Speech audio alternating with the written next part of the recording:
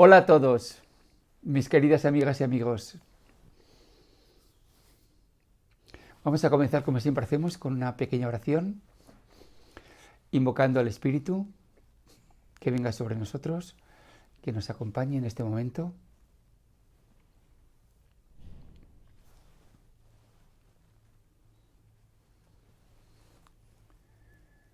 Ven Espíritu Santo,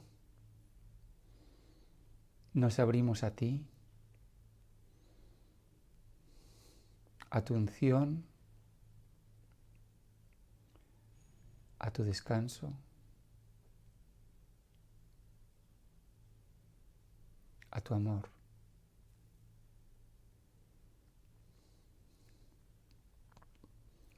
Abre los ojos de nuestro corazón.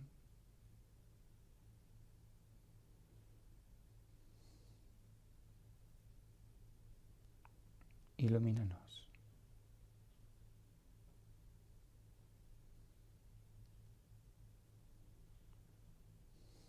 Amén.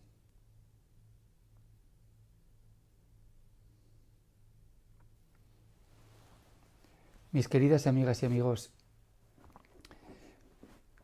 el Evangelio de hoy, que es la continuación del de la semana pasada, pues es hermoso mucho. Pero yo os digo a los que me escucháis, amad a vuestros enemigos, haced el bien a los que os odian, bendecid a los que os maldigan, rogad por los que os difaman. Al que te hiera en una mejilla, preséntale también la otra, y al que te quite el manto, no le niegues la túnica. Y continúa, si amáis a los que os aman, ¿qué mérito tenéis? Si hacéis bien a los que os hacen bien, ¿qué mérito tenéis? Más bien, amad a vuestros enemigos, haced el bien y prestad sin esperar nada a cambio. Y vuestra recompensa será grande y seréis hijos del Altísimo, porque Él es bueno con los ingratos y perversos. Y continúa. Sed compasivos como vuestro Padre es compasivo, no juzguéis y no seréis juzgados. Perdonad y seréis perdonados, etcétera, etcétera, etcétera.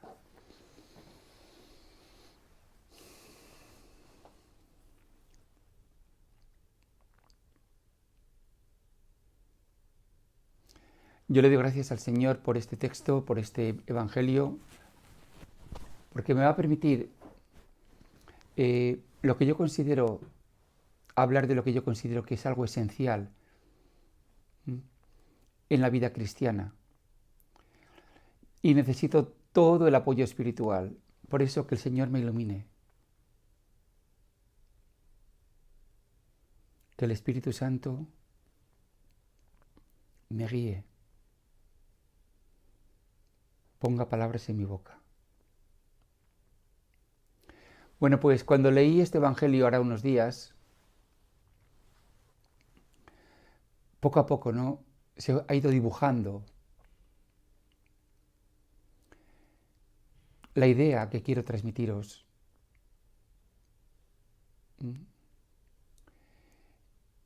Y espero que esto que voy a decir, pues, conecte profundamente con lo que sientes.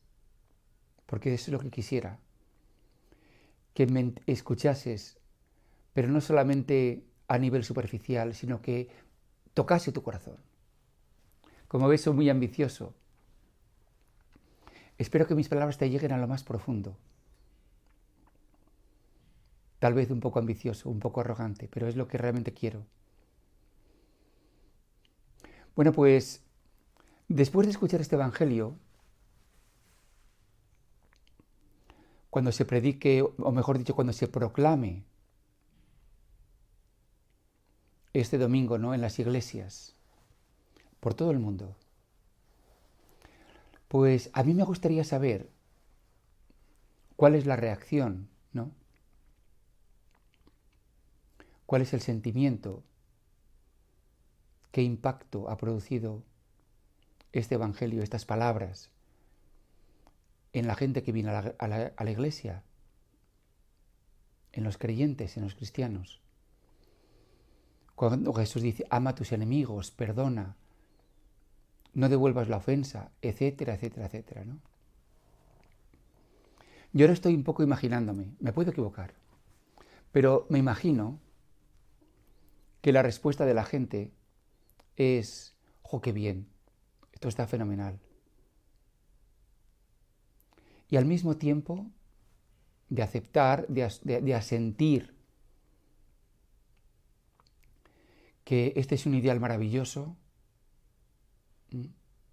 un ideal de perfección, de santidad, de bondad, al mismo tiempo una sensación de impotencia,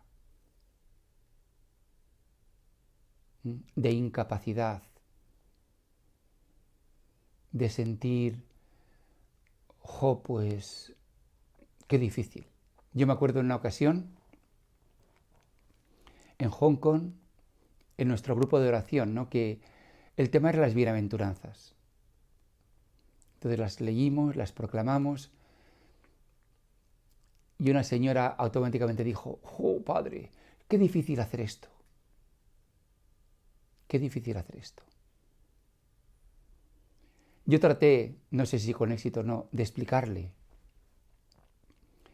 que si se proclamaban las bienaventuranzas no era como un plan de acción, sino que tenía otro sentido. Pero en todo caso su respuesta inmediata es, jolín, qué difícil. Pues algo parecido puede ser cuando la gente escuche estas cosas tan sublimes, tan hermosas, tan bonitas, ¿no? Qué difícil.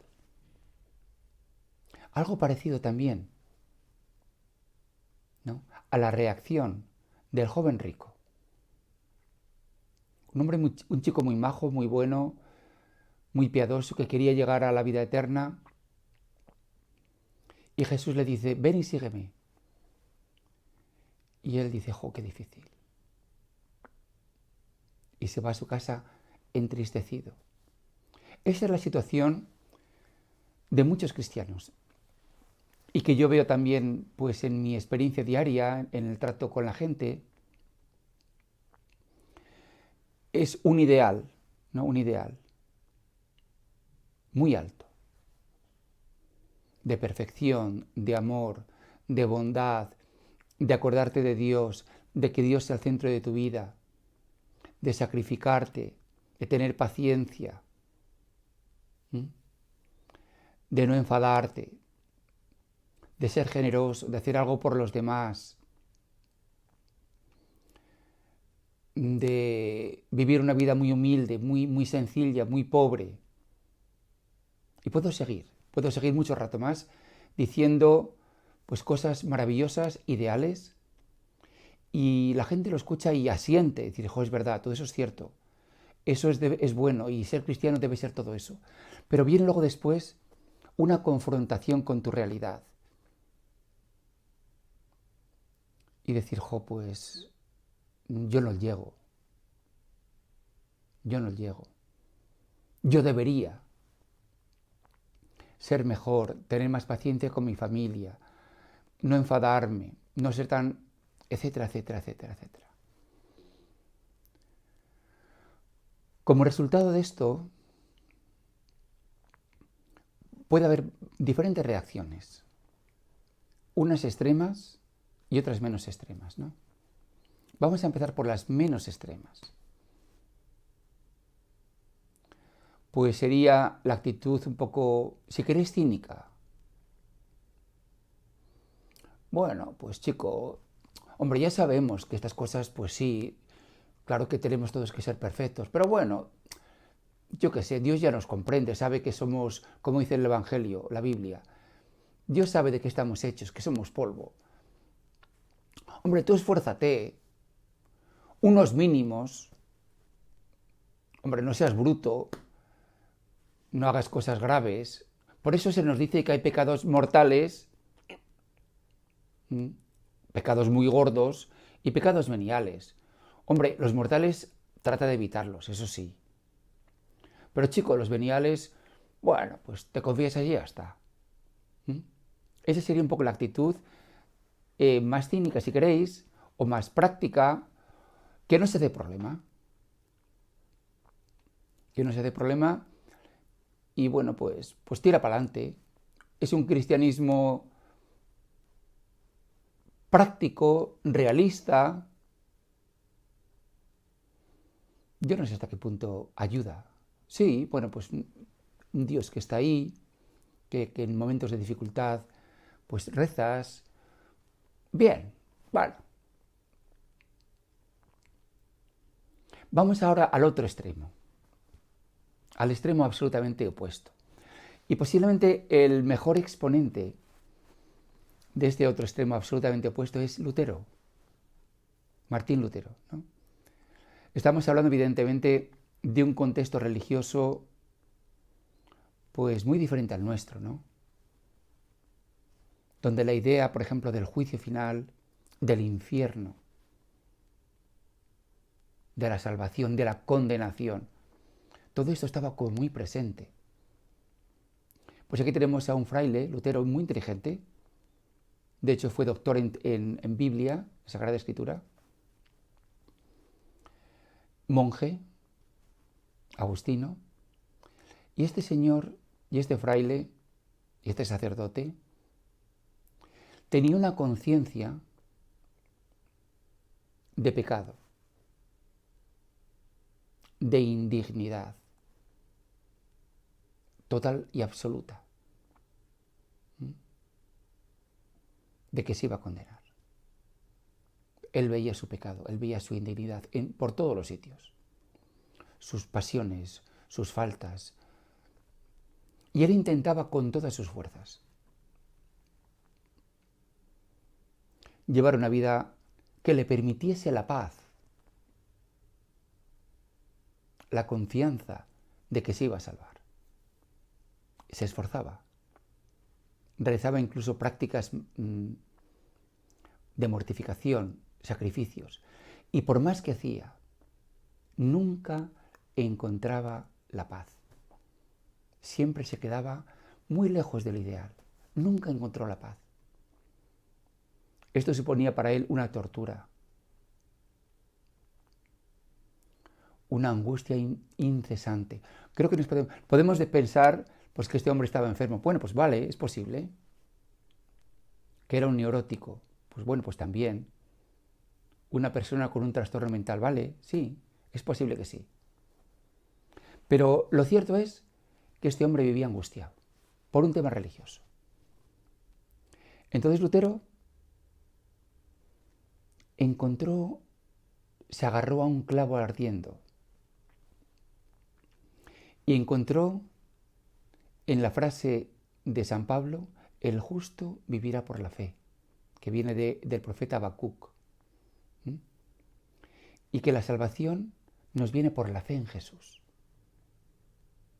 Entonces a esto se agarra Lutero, y si bien no puede encontrar la paz,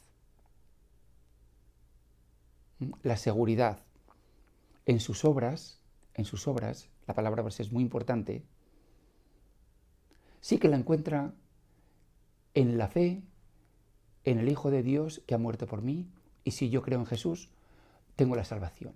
Y esto le salvó. O por lo menos, él encontró la calma y la paz. Bueno, esto dio inicio, como sabéis, a toda la iglesia protestante, etcétera, etcétera. ¿Qué pasa con nosotros los católicos?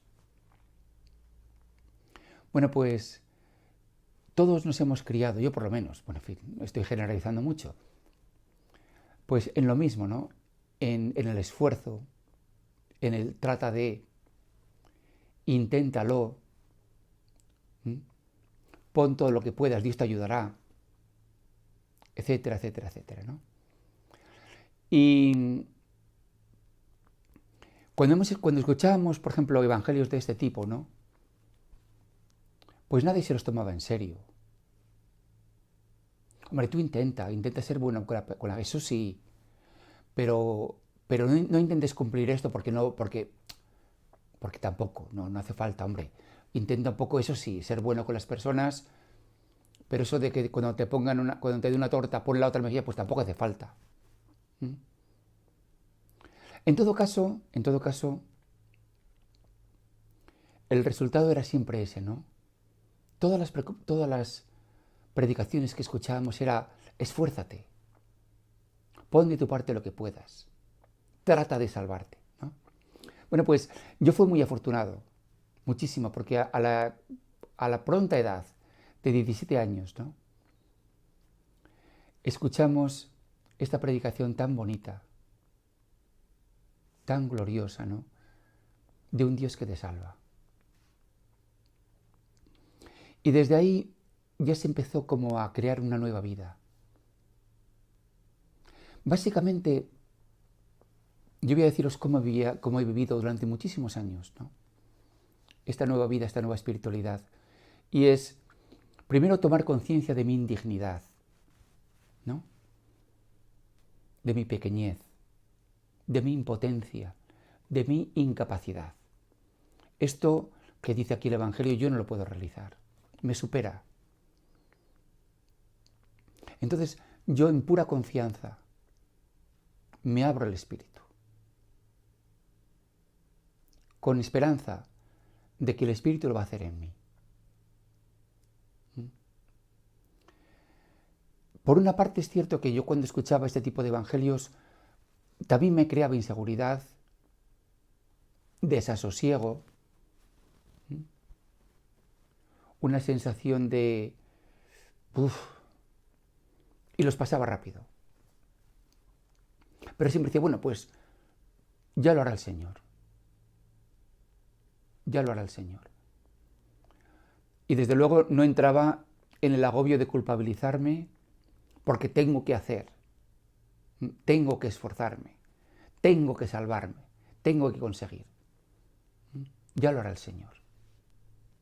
Cuando Él quiera. Lo va a hacer en mí. Bueno, pues de esta manera he vivido muchos años.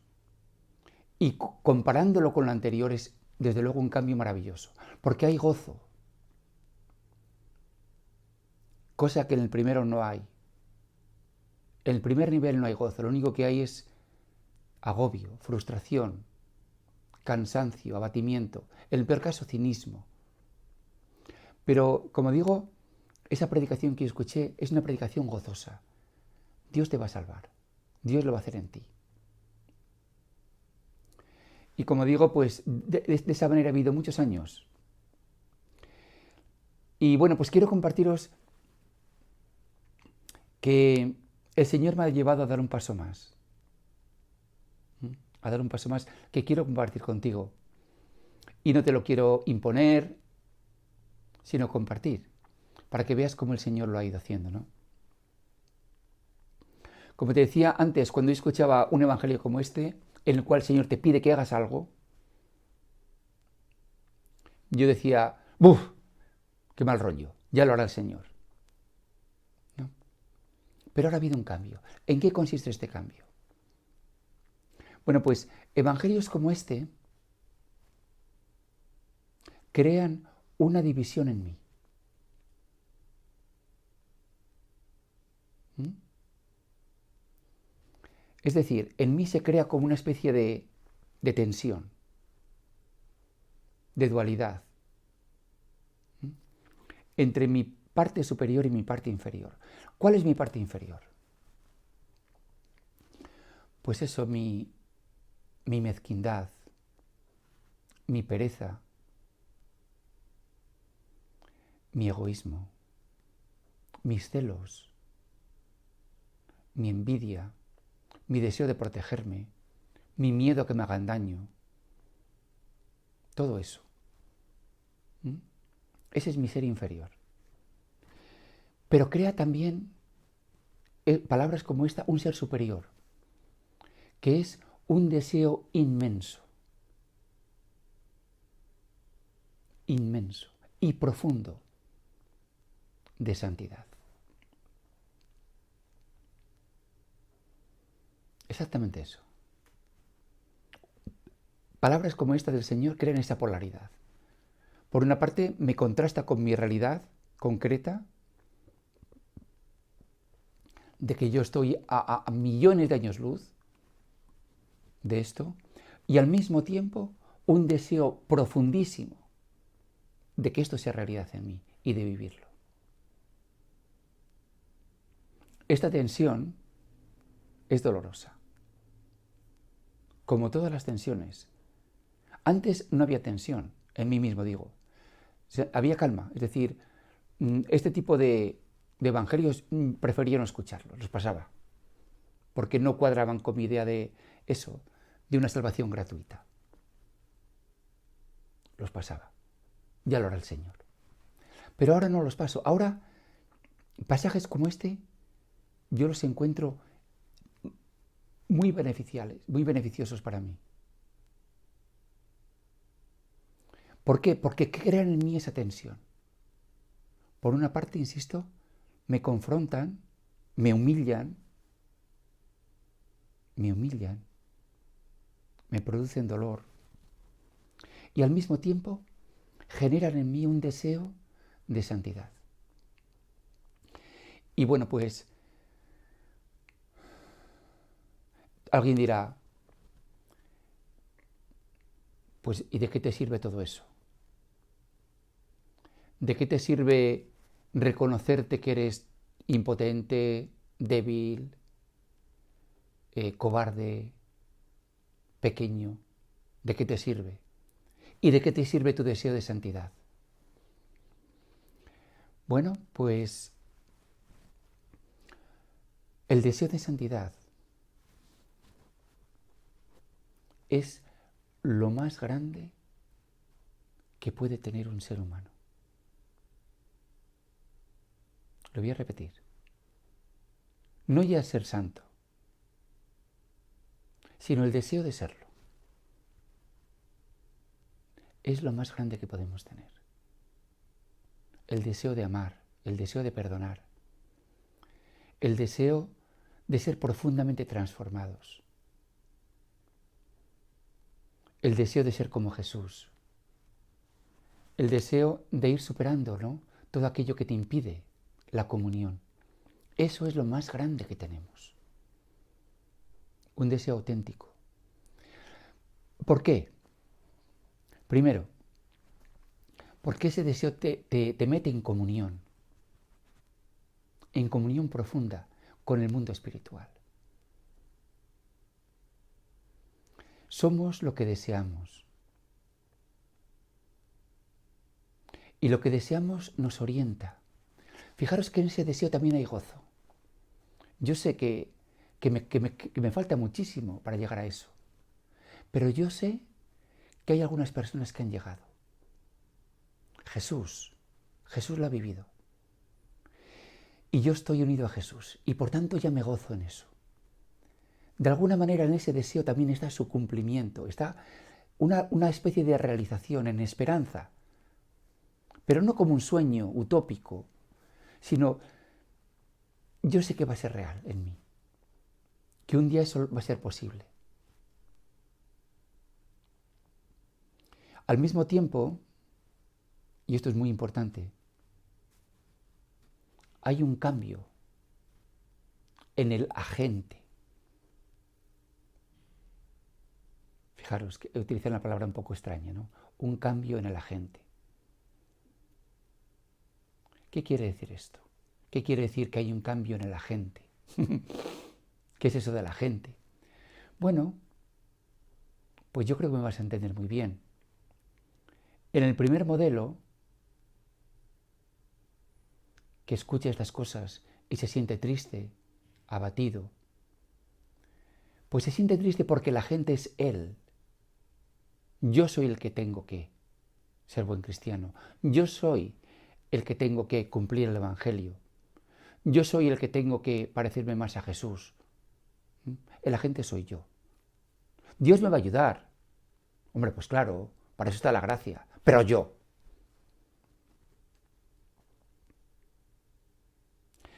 Yo ya entendí, como digo, pues cuando conocimos la renovación carismática, que creer en el Señor, confesarle como tu Salvador y tu Señor, significa que hay un cambio en ese tema de la gente. Lo que os decía antes, va a ser el Señor el que lo haga en mí. Jesús es tu Señor, Él lo va a hacer en ti.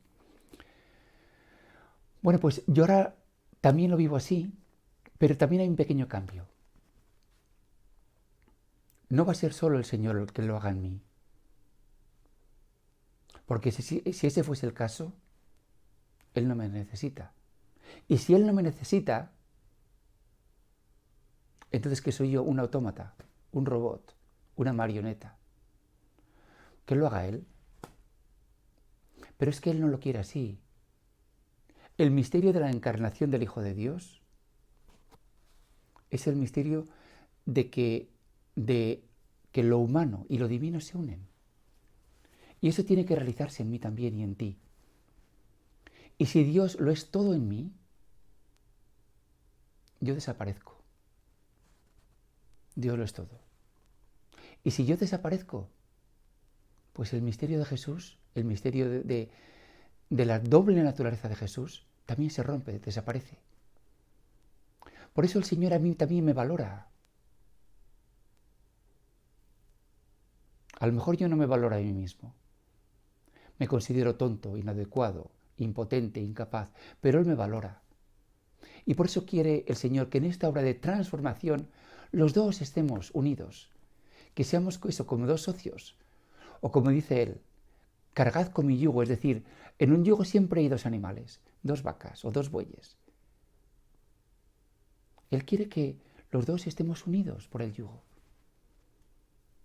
y que yo ponga todo mi corazón, lo que puedo, con gozo. Por eso en la vida espiritual no hay tienes que, sino es lo que te nace del corazón con inmenso gozo. Y yo quiero vivir esta palabra con gozo. Y yo quiero que este deseo que tengo de santidad transforme mi ser inferior, transforme mi debilidad, mi egoísmo, mi cansancio, mi deseo de evitar todo sufrimiento. Y yo sé que esto lo tenemos que hacer el Espíritu y yo y el Espíritu, porque quiere ser así el Señor, así quiere que sea. Y hay un ajuste precioso, ¿no? Él me va respetando y me va poniendo pruebas y me va pidiendo cosas que sabe que yo puedo hacer. Es como subir una escalera. Los peldaños son adecuados, poquito a poco.